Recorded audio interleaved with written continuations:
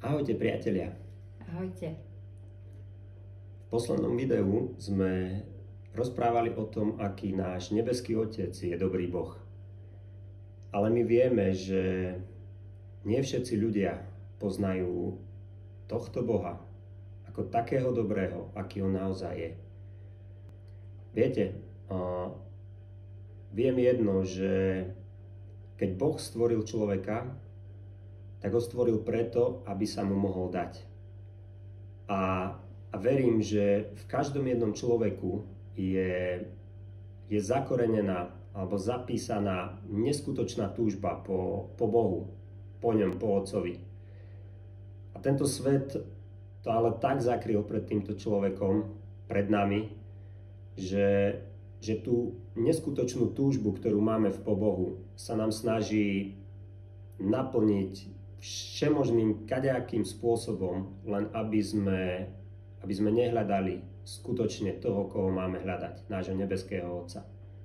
Viete, niektorí to potom začíname hľadať a naplňať tie túžby, ktoré máme v sebe, tým, že sa naháňame za biznisom, za peniazmi. Mnohí z nás za športom, za umením. Viete, Boh stvoril človeka ako duchovnú bytosť a tak mnohí to začíname hľadať aj v duchovne. A tak tú túžbu, ktorá je v nás, mnohí začínajú hľadať v rôznych náboženstvách. Mnohí z nás sme poznali, alebo poznáme, alebo veríme, že Boh naozaj existuje. Že Boh poslal svojho syna. Ale mnohí naozaj nepoznáme to, aký naozaj dobrý je nebeský Otec. A tak aj v tom kresťanstve to mnohí začíname hľadať rôznymi inými spôsobmi. Začíname to hľadať v rôznych ľuďoch, či živých alebo mŕtvych, v predmetoch, veciach. Každý jeden človek túži naozaj po Bohu a snaží sa ho nájsť. Ale nevie kde a nevie ako. A preto, priatelia, my by sme mali byť naozaj tí, ktorí vyjdú do tohto sveta a budú ukazovať pre tento svet, že kto je naozaj ten dobrý Boh. Viete, Božie slovo hovorí, že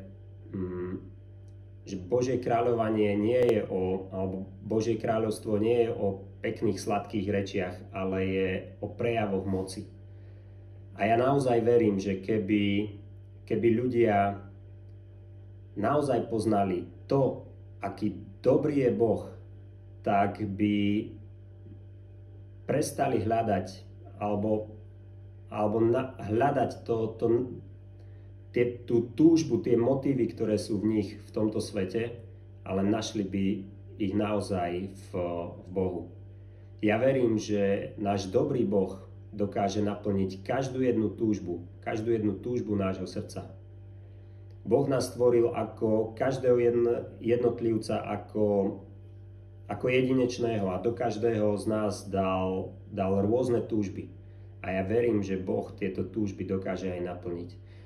A verím naozaj, že my sa teraz môžeme rozprávať o tom, čo všetko je vlastne modloslužba.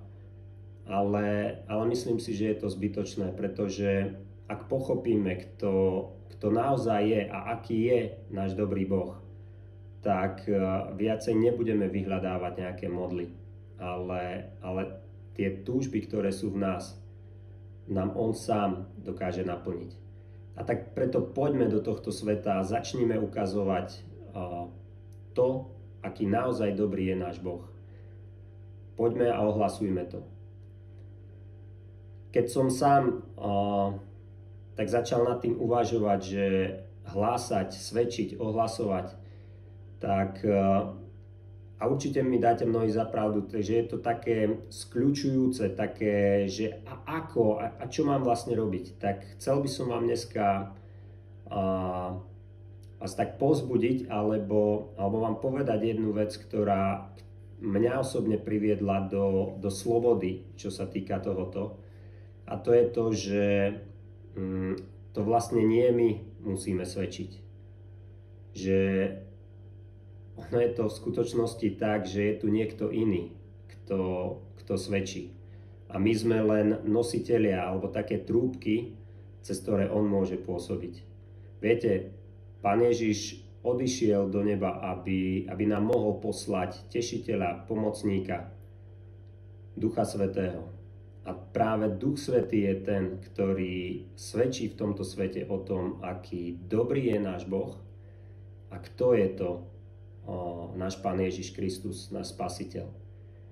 A tak, ak máme ísť a svedčiť do tohto sveta, tak nemusíme sa báť, že čo budeme rozprávať, alebo ako vlastne budeme svedčiť. Ale uvedomme si jedno, že my sme len tí nositelia, pretože v nás prebýva Duch Svätý, ktorý chce celému tomuto svetu ohlásiť a svedčiť o tom, kto je Pán Ježiš Kristus a kto je náš dobrý nebeský Otec. A tak aj v tejto chvíli nech tieto videá nie sú len o nejakých slovách, ale nech je to naozaj o prejavoch Božej moci. Tak sa chcem teraz modliť a prosiť teba, Duchu Svätý, aj v tejto chvíli dotkni sa srdca každého jedného z nás, ktorí pozeráme alebo pozerajú toto video. Ty poznáš srdce každého jedného. Ty vieš, čo v tejto chvíli každý jeden potrebuje. Ty vieš, ako treba v tejto chvíli každému jednému srdcu svedčiť. A tak ťa prosím, aby si ty v tejto chvíli sám svedčil o tom, kto je náš dobrý Boh. A tak ti ďakujem, Duchu Svätý, že ty si tu stále s nami a že chceš ukazovať na to, kto je Pán Ježiš Kristus a kto je náš dobrý nebeský Otec. Ja ti za to ďakujem. Pane Ježišu, tebe ďakujem za to, že ty si odišiel k svojmu Otcovi do nebeskej slávy, aby Duch Svätý mohol prísť. A tebe, nebeský Otče, ďakujem, že si nám ho poslal, že sme tu nezostali sami. A tak, priatelia, nebudeme potrebovať žiadne modly, žiadne svetské naplnenie našich túžob, keď naozaj budeme vedieť, kto je náš dobrý Boh. A tak na väčšiu a večnú slávu Otca i Syna a Ducha Svätého. Dovidenia, priatelia. Dovidenia.